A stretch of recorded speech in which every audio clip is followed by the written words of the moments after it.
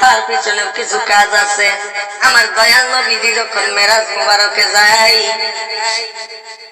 আমার দয়াল নবীজি যখন আল্লাহর সাথে আল্লাহর দিদারে যায়, বুরাক মুবারকের মধ্যে বারবার পা দিতে চাই কিন্তু পা ওঠে না, বারবার পা দিতে চাই পা ওঠে না। আমার দয়াল নবীজি ধ্যান করলো, আমার দয়াল নবীজি একটু ধ্যান করলো, ধ্যান করে দেখে আমার দয়াল নবীজির কদমের নিচে একটি পাথর গড়িয়ে আসতেছে। আমার দয়াল নবীজি দেখলো, আমার দয়াল নবীজির পায়ের নিচে যখন পাথর মুবারক আসলো, পাথরকে আমার দয়াল নবীজি জিজ্ঞাসা করে, এ পাথর তুমি কি? আমার দয়াল নবী পাথরকে জিজ্ঞেস করলো, এ পাথর তুমি কে? পাথরের জবাব দিল, ইয়া রাসূলুল্লাহ, ইয়া হাবিবাল্লাহ, দয়াল নবী গো, আমি রূহের জগৎ থেকে এসেছি, তবে দুনিয়ার জমিনে আমার নাম হবে গাউসুল আজম আব্দুল কাদের জিলানী রাহমাতুল্লাহি আলাইহি। এই কথা যখন বলল, আমার রাসূলে আমার দয়াল নবীজির কদম মুবারক গাউসে পাকের ওই শরীরে গর্দান মুবারকের মধ্যে যখন রাখলেন, আমার দয়াল নবীজি বুরাক মুবারকে উঠলেন। আমার দয়াল নবীজি বুরাকে উঠে বলল, ও গাউসুল আজম আব্দুল কাদের জিলানী, শুনে যাও। গাউসে পাকে বলল, আমার দয়াল নবীজি বলতাছে, গাউসে পাক তুমি শুনে যাও। গাউসে পাকে বলল, জি হুজুর বলেন। আমার দয়াল নবী কইতাছে, ও গাউসুল আজম আব্দুল কাদের জিলানী, আমি মেরাজে যাওয়ার পথে যেহেতু তোমার গর্দান আমার কদমের নিচে লাগাইয়া দিছো, আমি নবী কথা দিয়ে গেলাম, এই বেলায়েতের জামানায় এই আখেরি জামানার মধ্যে যত আউলিয়া কেরাম এই দুনিয়াতে আসবে, সমস্ত আউলিয়া কেরামের কান্দে তুমি আব্দুল কাদের জিলানীর কদম থাকবে। সুবহানাল্লাহ। আমার গাউসুল আজম আব্দুল কাদের জিলানী রাহমাতুল্লাহি আলাইহি হঠাৎ একদিন এক মহিলা গেছে আবু সালে জঙ্গলে মুসার দরবারে। ওই মহিলা তার 7টা মেয়ে, ওই মহিলা তার 7টা মেয়ে হঠাৎ করে আবু সালে জঙ্গলে মুসার দরবারের মধ্যে যখন গেলেন, দুধ কলা নিয়ে গেলেন, দুধ কলা নিয়ে হুজুরকে খাওয়াইলেন। হুজুরকে বলল, হুজুর আপনি পরীক্ষা করে বলেন আমার 7টা মেয়ে হয়েছে, এইবার কি আমার মেয়ে হবে কিনা আপনি একটু দেখেন। আবু সালে জঙ্গলে মুসা রহমাতুল্লাহি আলাইহি ওনার দুধ কলা খায়া পরীক্ষা দিয়ে বলল যে এবারও তোমারই মেয়ে হবে। ওই মহিলাটা কানতে কানতে পীরের দরবার থেকে ফিরে তারছিল। ওদের মধ্যে গাউসুল আজম আব্দুল কাদের জিলানী রহমাতুল্লাহি আলাইহি খেলা করতেছে। ওই আব্দুল কাদের জিলানী জিগায়, মা আপনি কান্দেন কেন? মহিলা বলল, বাবা রে, আমি পীর সাহেবের দরবারে গেছিলাম দুধ কলা নিয়ে, একটা ছেলের আশা করে গেলাম, পীর সাহেবের দুধ কলা খাইয়া বললো আবার আমার মেয়েই হবে। এই দুঃখে কান্দি গাউসুল আজম আব্দুল কাদের জিলানী বলল, আপনি পীর সাহেবের দরবারে আবার ফিরে যান, ফিরে গিয়ে বলেন যে হুজুর আপনি আমার দুধ কলা ফেরত দেন। সে বলবে বাজার থেকে কিনে এনে দেই। আপনি বলবেন না আমি ওইসব নেব না, আপনি যে দুধ কলা খাইছেন আমার সেই দুধ কলা ফিরিয়ে দেন, আপনার বাজারে কিনা দুধ কলা আমি নিব না। আপনি গিয়ে এইভাবে বলেন। ওই মহিলাটা গিয়া বলল, হুজুর যেহেতু আমার মেয়েই হবে, যেহেতু আমার মেয়েই হবে, ছেলে হবে না, আপনি এক কাজ করেন, আমার যে দুধ কলা খাইছেন দুধ কলা রিটার্ন ফিরিয়ে দেন, দুধ কলা রিটার্ন ফিরিয়ে দেন। এইভাবে গিয়া প্রশ্ন করলো। আবু সালে জঙ্গলে মুসা বলতাছে, দুধ কলা তো বাজার থেকে কিনে এনে দিতে হবে।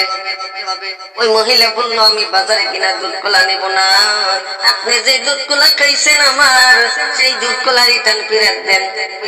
গাউসে পাকের বাবা বললো, আমি কেমনে করে দিব? যেটা খাই আলছি তো শেষ, এটা তো ফেরত দেওয়া যাবে না, এটা তো ফেরত দেওয়া যাবে না।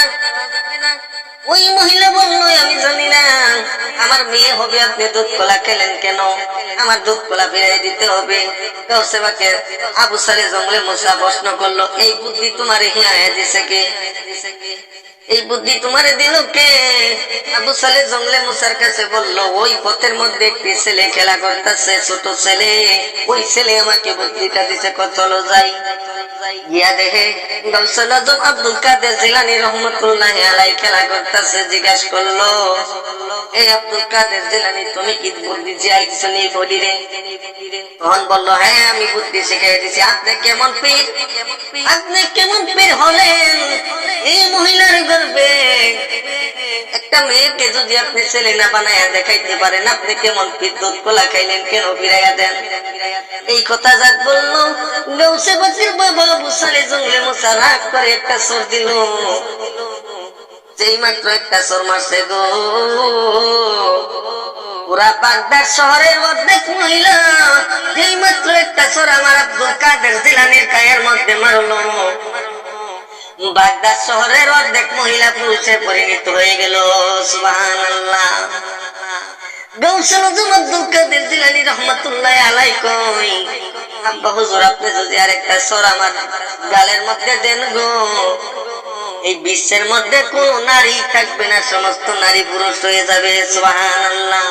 আমার গাউসুল আজম আব্দুল কাদের জিলানীকে আল্লাহ বলল, ও গাউসুল আজম আব্দুল কাদের জিলানী রহমাতুল্লাহি আলাইহি শোনো, বনি ইসরাইলের নবীর চাইতে আখেরি নবীর উম্মতের মধ্যে যারা আলেম হবে, হক্কানি রাব্বানি সুন্নি আলেম হবে, তাদের দাম বনি ইসরাইলের নবীর থেকে আরো বেশি থাকবে। সুবহানাল্লাহ। তাই বলে আমার গাউসুল আজম আব্দুল কাদের জিলানীকে নবী বানাই নাই, নবী না বানাইয়া ওলি বানাইছে। ওলি বানানির ফলে গো গাউসুল আজম আব্দুল কাদের জিলানীর পাওয়ার বেড়ে গেলেন। সুবহানাল্লাহ। তারপরে শুধু এই কেরামতি না, গাউসুল আজম আব্দুল কাদের জিলানী রহমাতুল্লাহি আলাইহি মাদ্রাসার মধ্যে যখন যাইতো, হুজুরে যা পড়া দেয় তার থেকে আগবাইয়া সে কয়ালায়। কারণ গাউসুল আজম আব্দুল কাদের জিলানী রহমাতুল্লাহি আলাইহি উনার মায়ের গর্ভে থেকে 18 পারা কোরআন মুখস্থ করে দুনিয়াতে আসছেন। সুবহানাল্লাহ। মায়ের গর্ভে থেকে যখন গাউসুল আজম আব্দুল কাদের জিলানী মায়ের গর্ভে ছিল গো, মায়ের গর্ভে থেকে 18 পারা কোরআনকে মুখস্থ করে আইলেন। সুবহানাল্লাহ। হুজুরে পড়া দেই না গায়া গায়া কয়ালাই, কারণ ওনার তো সব জানা আছে। হুজুরে বাড়ির মধ্যে নিয়ে আসলেন। হুজুরে যখন গাউসুল আজম আব্দুল কাদের জিলানী রহমাতুল্লাহি আলাইহিকে বাড়ির মধ্যে নিয়ে আসতেছে, তার মা দেখতে পারলো তার মাঝে উঠান উঠতেছিল, হাতে যে ঝাড়ু ছিল, ঝাড়ু নিয়ে দৌড়াইন একটা মারছে।